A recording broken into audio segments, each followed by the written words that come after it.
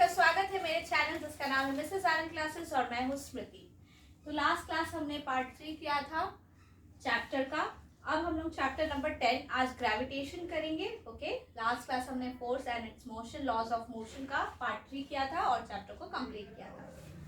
ठीक है, तो ग्रेविटेशन में देखेंगे ग्रेविटेशन होता क्या है, व्हाट इज ग्रेविटेशन। ठीक है, तो यहाँ से हम लोग स्टार्ट करते हैं। We know that the moon goes round the earth, an object when thrown upwards reaches a certain height and then falls downwards। देखिए, अगर मैं इसे फेंकती हूँ तो ये नीचे गिर जाएगा। ठीक है, तो कोई भी चीज को हम लोग फेंकते हैं तो कुछ हाइट तक जाता है और वो नीचे फिर गिर जाता है। ऐसा क्यों होता है? ऐसा ग्रेविटी के कारण होता है, जो कि हम लोग इस चैप्टर में पढ़ेंगे। Okay, it is said that when Newton was sitting under a tree, an apple fell on him। तो ये बहुत ही फेमस लाइन है, या फिर हम लोग बोल सकते हैं एक्टिविटी है न्यूटन का, जो सब कोई जानता है कि जब वो बैठे थे पेड़ के नीचे तो पेड़ से एक एप्पल गिरा, तो वो उन्होंने सोचा कि ये एप्पल गिरा क्यों, ये ऊपर भी जा सकता था, कहीं भी जा सकता था, नीचे ही क्यों गिरा। तब ये ग्रेविटेशन का जो वर्ड हम लोग पढ़ रहे हैं, जो डिफाइन कर रहे हैं ग्रेविटेशन को, ग्रेविटी के बारे में पढ़ रहे हैं, वो तब से शुरू हुआ। Okay, He thought that if the earth can attract an apple, can it not attract the moon? मतलब अगर अर्थ है जो हमारा, वो एप्पल को अट्रैक्ट कर रहा है, तो वो मून को अट्रैक्ट नहीं करता। Is the force the same in both cases? He conjectured that the same type of force is responsible in both the cases। देखिए, वो बोले कि अगर एप्पल को अट्रैक्ट कर रहा है अर्थ, तो फिर मून को क्यों नहीं अट्रैक्ट कर रहा है? अगर अट्रैक्ट कर रहा है तो दोनों में तो सेम फोर्स अप्लाई हो रहा होगा। तो उन्होंने कंक्लूजन निकाला कि हाँ, दोनों में सेम टाइप का फोर्स अप्लीकेबल है। ठीक है, He argued that each point of its orbit the moon fall towards the earth instead of going off in a straight line, so it must be attracted by the earth। देखिए, हर एक point पे जो moon है ना, वो अर्थ से attract होता है, लेकिन क्योंकि वो स्ट्रेट लाइन में नहीं चल रहा है, इसका मतलब क्या है कि वो मून से अट्रैक्ट हो रहा है। बट हम लोग रियली नहीं देख सकते कि वो मून, अर्थ जो है वो मून से अट्रैक्ट हो रहा है, मून अर्थ के पास जा रहा है। ठीक है, देखिए एक एक्टिविटी है, एक थ्रेड का पीस को लीजिएगा, उसमें एक स्टोन बांध दीजिए एंड पे, और दूसरे एंड से होल्ड कीजिए। ठीक है, और ऐसे ऐसे घुमाइए उसको। अब उसको छोड़ दीजिए थ्रेड को। अभी देखिएगा कि डायरेक्शन ऑफ मोशन क्या है। जब तक वो नीचे नहीं गिरता, उसका जो पाथ होगा वो सर्कुलर ही होगा। ठीक है, the stone moves in a circular path with a certain speed and changes its direction at every point. मतलब उसका डायरेक्शन हर पॉइंट पे चेंज हो रहा है, इस टाइप से हो रहा है circular motion.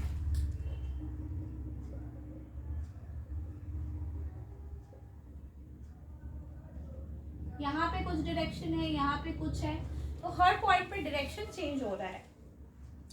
The force that causes this acceleration and keeps the body moving along this circular path is acting towards the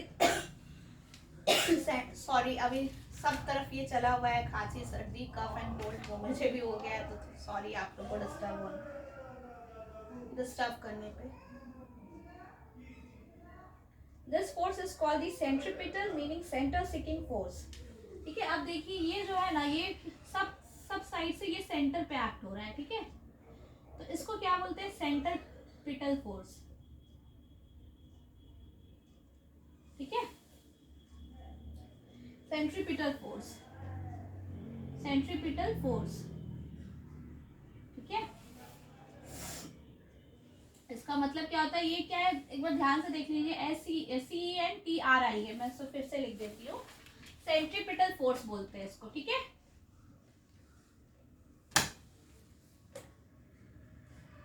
centripetal force. ठीक है, in the absence of this, for the stone flies off along a straight line, this straight line will be a tangent to the circular path। ठीक है, अगर ये force नहीं होगा तो वो स्ट्रेट लाइन में जाएगा। ये सर्कुलर पाथ का जो टैंजेंट होगा, इसको टैंजेंट बोलते हैं, वो स्ट्रेट लाइन होगा। ठीक है, the motion of the moon around the earth is due to the centripetal force. जो मून का मोशन है अर्थ के अराउंड, ये अर्थ है हमारा समझ लीजिए और ये मून है। मून का जो मोशन है ये अर्थ है और ये मून है। ये सेंट्रीपिटल फोर्स के कारण है, ठीक है। The centripetal force is provided by the force of attraction of the earth. ये सेंट्रीपिटल फोर्स कहाँ से आया? फोर्स ऑफ अट्रैक्शन, जो अर्थ का फोर्स ऑफ अट्रैक्शन है उससे आया, ठीक है। If there were no such force, the moon would pursue a uniform straight line. According to the third law of motion, the apple does attract the earth. But according to the second law of motion, for a given force, acceleration is inversely proportional to the mass of an object. देखिए third law में हम लोग क्या पढ़े थे? Third law के motion के according हम लोग देखेंगे तो जो एप्पल है वो अट्रैक्ट हुआ अर्थ से, ठीक है। और सेकेंड लॉ का देखेंगे जो हमारा एक्सेलरेशन है वो इनवर्सली प्रोपोर्शनल है मास से। F is equals to ma होता है ना। तो ये दोनों इनवर्सली प्रोपोर्शनल है, ठीक है। Mass is inversely proportional to acceleration, acceleration is inversely proportional to mass, ठीक है। According to the mass of an apple is negligibly small compared to that of the earth, so we do not see the earth moving towards the apple. देखिए Apple का जो मास है बहुत ही कम है earth के मास से, तो हम लोग को नहीं दिखता है कि एप्पल जो है वो अर्थ जो है हमारा अट्रैक्ट हो रहा है एप्पल की तरफ, या एप्पल अट्रैक्ट हो रहा है। जो अर्थ है वो मूव कर रहा है एप्पल के टूवर्ड्स, ठीक है। In our solar system all the planets go around the sun. We can say that there exists a force between the sun and the planets, ठीक है। लेकिन हम लोग नहीं बता सकते हैं क्योंकि वो लोग का मास जो होता है ना प्लैनेट्स का, वो सन के कंपैरिजन बहुत कम है। From the above facts, Newton concluded that not only does the earth attract an apple and the moon, but all objects in the universe attract each other. This force of attraction between objects is called the gravitational force. The force of attraction between objects, सारा जो objects है वो एक दूसरे को attract करते हैं, उनके बीच में जो force होता है उसे gravitational force बोला जाता है, ठीक है। The force of attraction between objects, the force of attraction between objects is called gravitational force, ठीक है। क्या बोलते हैं इसे? ग्रेविटेशनल फोर्स बोलते हैं, ठीक है।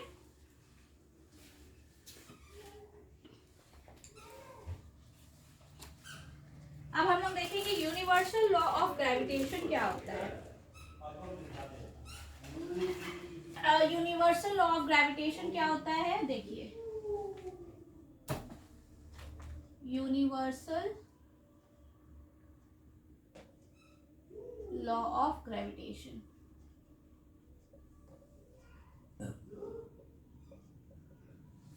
क्या होता है? Universal law of gravitation, every object in the universe attracts every object with a force which is proportional to the product of their masses and inversely proportional to the square of the distance between them. The force is along the line joining the centers of two objects.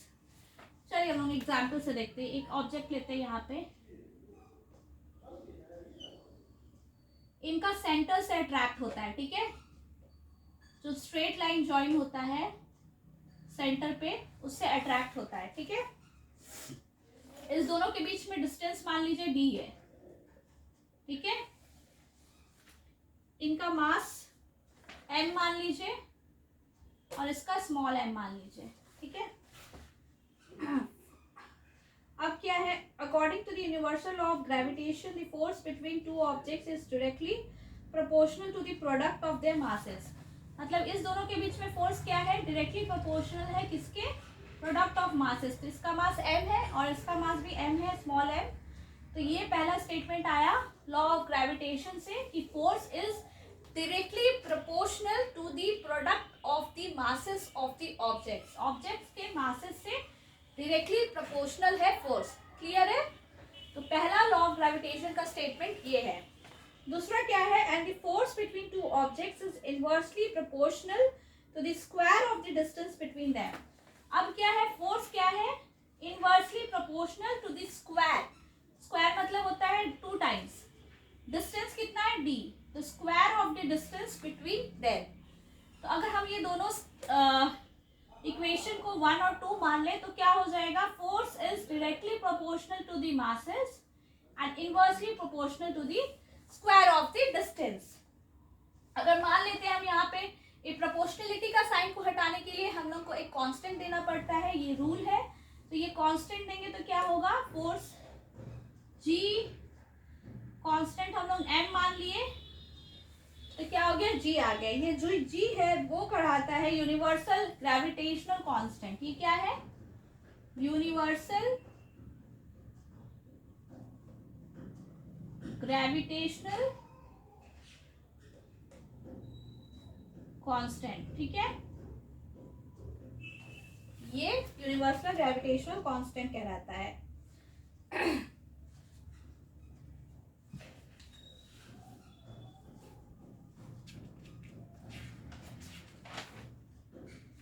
अब हम लोग इससे gravitational force निकाल सकते हैं, constant का value निकाल सकते हैं, जी की वैल्यू। तो जी की वैल्यू कैसे निकलेगी?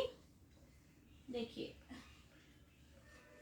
सिंपल है, एफ क्या हो गया? G M M by D square, F into D square by M M is equals to G, या फिर जी को इधर राइट हैंड साइड में ले लीजिए, F into T square by M into M. ठीक है, तो जी की वैल्यू आ गई।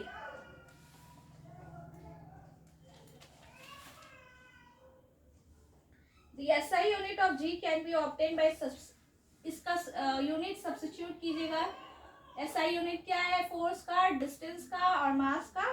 तो इसका निकल जाएगा SI यूनिट क्या होता है? फोर्स का न्यूटन, डिस्टेंस का मीटर स्क्वायर, मास का क्या होता है? KG square. तो क्या आ जाएगा? न्यूटन मीटर स्क्वायर पर केजी स्क्वायर। और क्या है? The law is universal in the sense that it is applicable to all bodies, whether the bodies are big or small, whether they are celestial or terrestrial. Inverse square, saying that force is inversely proportional to the square of distance, mean that if d gets bigger by a factor of 6, f becomes इतना times smaller. हाँ, तो ये है कि अगर ये distance बढ़ेगा तो उतना टाइम्स ये स्मॉलर हो जाएगा। ठीक है, ये तो प्रैक्टिकल बात है, ये आप समझ सकते हैं।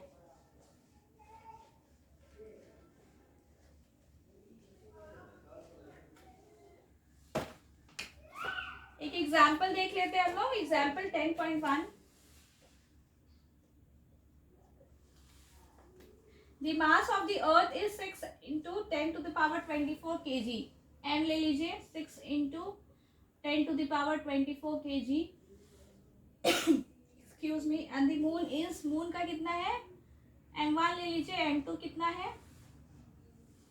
7.4 into 10 24 kg। If the distance between the earth and the moon is, distance कितना दिया हुआ है?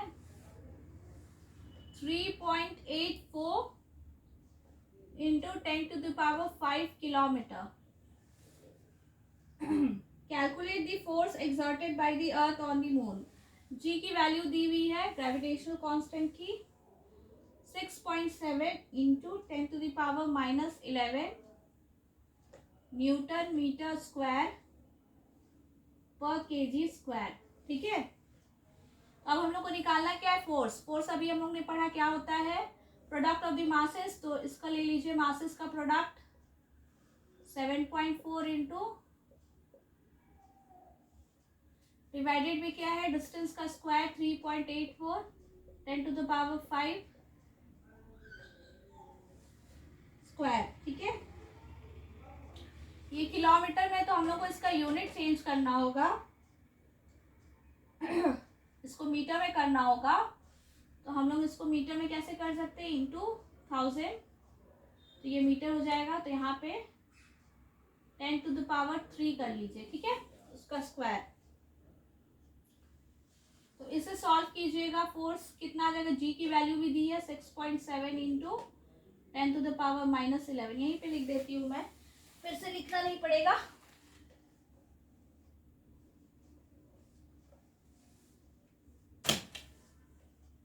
सिक्स 6.67 इंटू 10⁻11 इंटू, तो इसे सॉल्व कीजिएगा तो आपका आ जाएगा आंसर 2.02 इंटू 10⁻20 न्यूटन। ठीक है, तो ये बहुत लंबा है, इसे सॉल्व कर लीजिएगा। लेकिन एक चीज याद रखिएगा, हमेशा इस चीज का ध्यान रखिएगा कि यूनिट, जो हमारा यूनिट होता है ना, वो चेंज होना चाहिए। डिस्टेंस मीटर में होना चाहिए, मास केजी में होना चाहिए, और आपका जो फोर्स है वो न्यूटन में होना चाहिए। ठीक है, चलिए इन टेक्स्ट क्वेश्चंस देखते हैं हम लोग। State the universal law of gravitation. क्या है भाई यूनिवर्सल लॉ ऑफ ग्रेविटेशन?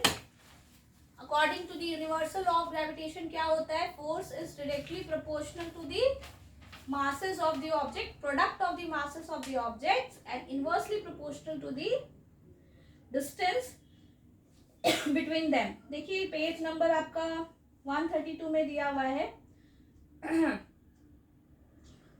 यहाँ पे डेफिनेशन दिया हुआ है, तो वही होता है product of their masses and inversely, जो अभी हमने जस्ट पढ़ा है। ठीक है, पहला क्वेश्चन हो गया।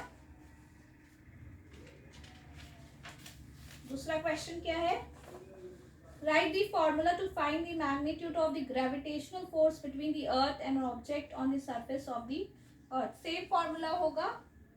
Importance of the universal law of gravitation, ये बहुत इंपॉर्टेंट है, तो ये देख लेते हैं हम लोग। इम्पोर्टेंस, क्या इम्पोर्टेंस है, importance of the law of gravitation.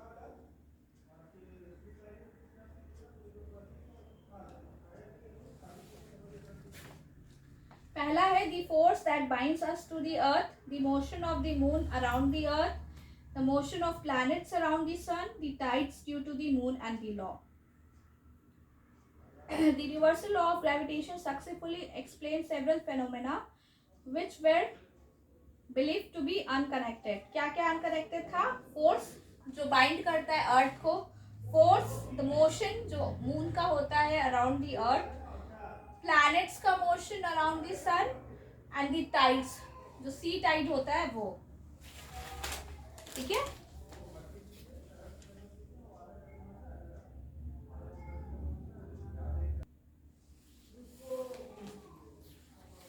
अब हम लोग देखते हैं फ्री फॉल। तो ये प्लीज ध्यान में रखिएगा, ये पॉइंट्स बहुत इंपॉर्टेंट है। The importance of the universal law of gravitation, free fall. Let us try to understand the meaning of free fall. Free fall का मतलब क्या होता है, whenever objects fall towards the earth under this force alone we say that the objects are in free fall। देखिए सिर्फ जब हमारा gravitation force होता है, किसी ऑब्जेक्ट पे एक्ट करता है, तो उसे फ्री फॉल देते हैं। जब भी कोई ऑब्जेक्ट फॉल करता है अर्थ में और कोई फोर्स नहीं है, इस पे क्या है, सिर्फ ग्रेविटेशन फोर्स है, तो इसीलिए इस वर्ड को क्या बोलते हैं, फ्री फॉल हुआ। मैंने इस मार्कर पे और कोई फोर्स नहीं लगाया, तो इसलिए ये फ्री फॉल हुआ। ठीक है, is there any change in the velocity of falling objects? While falling, there is no change in the direction of motion of the objects, but due to the Earth's attraction, there will be a change in the magnitude of the velocity. Any change in velocity involves acceleration. ये हम लोगों को तो पता है, change in velocity causes acceleration. Okay, what is change in velocity? It's acceleration. Okay, देखिए direction का कोई change नहीं होता जब ये fall किया, लेकिन velocity का जो magnitude है वो चेंज हो सकता है। ठीक है, whenever an object falls towards the earth, an acceleration is involved. This acceleration is due to the earth's gravitational force। और ये acceleration किस वजह से होता है, ग्रेविटेशनल जो फोर्स है उसकी वजह से, क्योंकि एक ही फोर्स इसमें एक्ट कर रहा है, तो ये जो फोर्स है वो ग्रेविटेशनल फोर्स के वजह से एक्सेलरेशन होता है। तो आपको 2 पॉइंट यहाँ पे ध्यान में बहुत जरूरी है रखना। फ्री फॉल में देखिए, फ्री फॉल में no change in direction, okay. Direction में कोई चेंज नहीं होता है, ठीक है। दूसरी चीज, change is there in the velocity, change is exist in the magnitude of velocity which causes acceleration, ठीक है। इसके वजह से एक्सेलरेशन होता है। तो फोर्स क्या एक्ट कर रहा है? फोर्स ग्रेविटेशनल फोर्स एक्ट कर रहा है, ग्रेविटेशनल फोर्स जो है वो एक्ट कर रहा है, ठीक है। ये 3 पॉइंट दिमाग में रखिएगा। Therefore, the acceleration is called the acceleration due to the gravitational force of the earth or due to gravity. The unit of g is the same as that of acceleration, that is meter per second square. तो ये जो होता है ना, इसको क्या बोलते हैं? Acceleration due to gravity, इसका फेमस नेम है, यूनिवर्सल नेम है, ठीक है। इसको स्मॉल जी से हम लोग डिनोट करते हैं और इसका जो यूनिट होता है वो सेम और एज ऑफ एक्सेलरेशन का होता है मीटर पर second square, okay. We know that from the second law of motion, the force is the product of mass in and acceleration. Second law of motion से हम लोग क्या जानते हैं?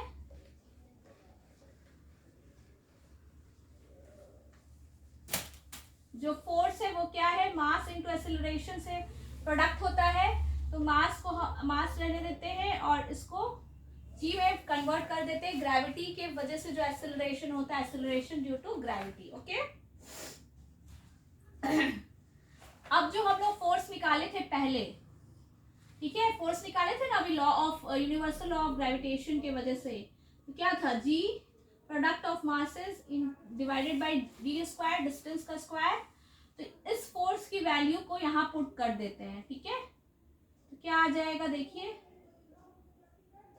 Divided by D square equals to M G. तो दोनों तरफ masses है, तो क्या आ जाएगा? स्मॉल जी की वैल्यू क्या आ जाएगी? G M divided by D square. सबको समझ में आ रहा है? सिंपल है, क्लियर है सबको? बस मैंने इस वैल्यू को यहाँ पे पुट कर दिया और स्मॉल जी की वैल्यू को निकाल लिया, ठीक है। और कुछ नहीं किया मैंने। The earth is not a perfect sphere. As the radius of the earth increases from the poles to the equator, the value of g becomes greater at the poles than at the equator. तो d square की वजह हम लोग क्या लिखेंगे? Radius क्या है? Radius of the अर्थ, ठीक है। अब क्या बोल रहा है कि जहां पे रेडियस छोटा होता है तो g बड़ा हो जाएगा, ऑब्वियस है, इनवर्सली प्रोपोर्शनल है। तो इक्वेटर पे रेडियस छोटा है, कम है रेडियस, तो वहां पे क्या होगा? जी की वैल्यू ज्यादा होगी और इक्वेटर पे जी की वैल्यू कम होगी, क्योंकि देखिए ये अर्थ है हमारा, परफेक्ट स्फीयर नहीं है। तो यहाँ पे पोल्स है, यहाँ पे, तो यहाँ पे रेडियस कम है, तो क्या होगा? इनवर्सली प्रोपोर्शनल, तो जी ज्यादा होगा। और यहाँ पे रेडियस ज्यादा है तो जी का वैल्यू कम हो जाएगा, ठीक है। सिंपल चीज है, समझ में आया सबको? For most calculation we can take g to be more or less constant or on or near the earth, but for objects far from the earth, the acceleration due to gravitational force of earth is given by equation 10.7. हाँ, ये जो equation है ना, ये सिर्फ अर्थ के लिए valid है, okay, valid only for earth.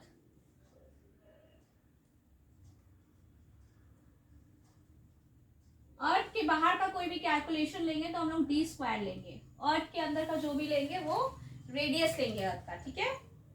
To calculate the value of G, अब जी का वैल्यू हम लोग को कैलकुलेट करना है, ठीक है। कैसे करेंगे देखिए,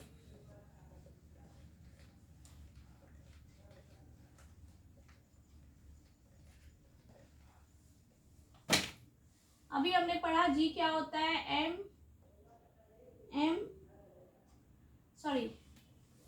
जी एम बाई आर स्क्वायर,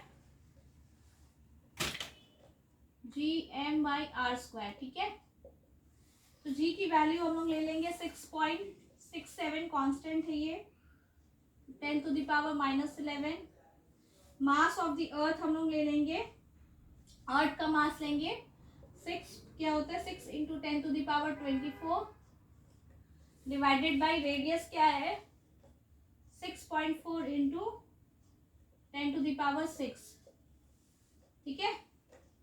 ये स्क्वायर हो गया, तो ये क्या आ जाएगा जी की वैल्यू 9.8 मीटर पर सेकेंड स्क्वायर, ठीक है।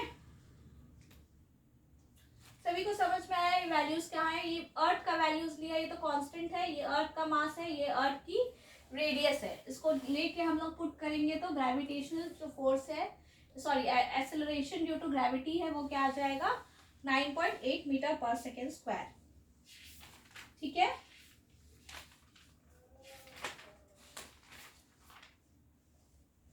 Motion of objects under the influence of gravitational force of the earth, objects का मोशन कैसा होता है ग्रेविटेशनल फोर्स के अंडर पे, ठीक है। We know that an object experiences acceleration during free fall. This acceleration experienced by an object is independent of its mass. This means that all objects, hollow or solid, big or small, should fall at the same rate. According to the story, Galileo dropped different objects from the top of the Leaning Tower to prove the same. As G is constant near the earth, देखिए एक चीज बहुत important है, from equation 10.9 क्या equation है, हाँ यही equation है 10.9। इस इक्वेशन से क्या पता चल रहा है कि जो हमारा एक्सेलरेशन ड्यू टू ग्रेविटी है वो मास के इंडिपेंडेंट है, ठीक है। इसमें ऑब्जेक्ट का मास नहीं आया, यहाँ अर्थ का मास है, नॉट ऑब्जेक्ट। तो कोई भी ऑब्जेक्ट फ्री फॉल करे उससे मास से कोई मतलब नहीं है, ठीक है। As G is constant near the earth, all the equations for the uniformly accelerated motions of objects become valid with acceleration A replaced by G, ठीक है। जो भी एक्सेलरेशन ड्यू टू ग्रेविटी के इक्वेशंस थे वो सारे सेम रहेंगे, बस जो हमारा एक्सेलरेशन था जिसको हम लोग ए से डिनोट करते थे वो रिप्लेस हो जाएगा जी से, ठीक है। इससे रिप्लेस हो जाएगा जी से। तो ये कुछ क्वेश्चंस दिए हैं वो हम लोग नेक्स्ट पार्ट में करेंगे, ठीक है। तो ये मेरा पार्ट 1 था, इसका पार्ट 2 में मैं चैप्टर को फिनिश कर दूंगी। एक और पार्ट आएगा जिसमें ये चैप्टर फिनिश हो जाएगा। तब तक आप लोग मैंने जो आज पढ़ाया है उसको रिवाइज कीजिए ताकि आपके एग्जाम में हेल्पफुल करे, ठीक है। और अगर आपको मेरा वीडियो अच्छा लग रहा हो, चैप्टर्स में जो पढ़ा रही हूँ आपको बहुत अच्छे से समझ में आ रहा हो, तो kindly subscribe to my channel this is Anand classes. अपने फ्रेंड्स के साथ प्लीज़ शेयर कीजिए, मैं आपके लिए वीडियोस ला रही हूँ ताकि आपका जो इन्फॉर्मेशन है वो अच्छे से हो, इंक्रीज करे और आपको अच्छे कॉन्सेप्ट्स क्लियर हो और अच्छे से मार्क्स आए एग्जाम में, ओके। तो all the very best to you all, and second part में बहुत ही जल्द अपलोड कर दूंगी। Thank you so much for watching.